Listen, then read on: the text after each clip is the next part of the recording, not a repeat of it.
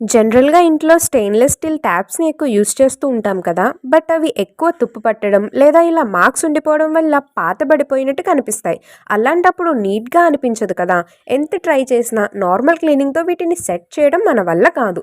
So నేను కరెక్ట్‌గా 3 steps చెప్తాను. థర్డ్ స్టెప్ పూర్తయ్యేసరికి మీ ట్యాప్స్ అన్నీ మళ్ళీ నీట్‌గా కనిపిస్తాయి.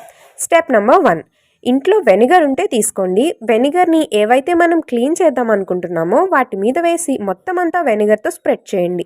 ఫ్రంట్ అండ్ బ్యాక్ మొత్తం అంతా కవర్ అయ్యేలాగా చూడండి. ఇలా అట్లీస్ట్ 5 మినిట్స్ పక్కకు పెట్టి ఉంచండి. ఇప్పుడు ఇంట్లో పాత బ్రష్ ఏదైనా ఉంటే దాంతో ఈ థింగ్స్ అన్నీ బాగా రబ్ చేయండి. అంటే ఈ బ్రష్‌తో ప్రతి పార్ట్ కవర్ అయ్యేలా తోమండి. నేను బ్రషే కాకుండా స్క్రబ్బర్ ఉంటుంది కదా, దాంతో కూడా క్లీన్ చేశాను. ఆ వీడియో క్లిప్ మిస్ అయింది actually.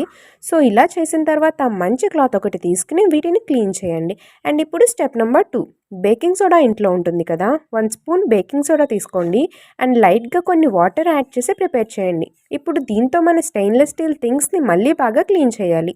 Next step number 3, water తీసుకుని వేడి చేసి ఈ హాట్ వాటర్లో క్లీన్ చేయాల్సిన థింగ్స్ అన్నీ వేసేయాలి. అండ్ ఈ హాట్ వాటర్లో డిష్ బార్ ఉంటుంది కదా, లైక్ విమ్ బార్ లాంటిది, కొంచెం అది తీసుకుని యాడ్ చేసి ఒక్కసారి బాగా మిక్స్ చేస్తే మంచిగా వాటర్లో కలుస్తుంది. కాసేపు ఇలా వీటిని వాటర్లో ఉంచేసి గట్టిగా ఒకసారి క్లీన్ చేసి శుభ్రంగా కడిగి చూస్తే మన స్టెయిన్లెస్ స్టీల్ థింగ్స్ అన్నీ సెట్. నేను ఈ వీడియో షవర్ బాత్ చేసే ట్యాప్ ఉంటుంది కదా దాన్ని చూపించాను. ఇలా మీరు ఏ థింగ్స్నైనా సరే చక్కగా 3 అంటే 3 స్టెప్స్లో క్లీన్ చేసేయచ్చు. వీడియో ఎంతో కొంత యూస్ అయిందనే అనుకుంటున్నా. వీడియో నచ్చితే లైక్ చేసి ఛానల్ని సబ్స్క్రైబ్ చేయండి. మళ్ళీ కలుద్దాం. Bye bye.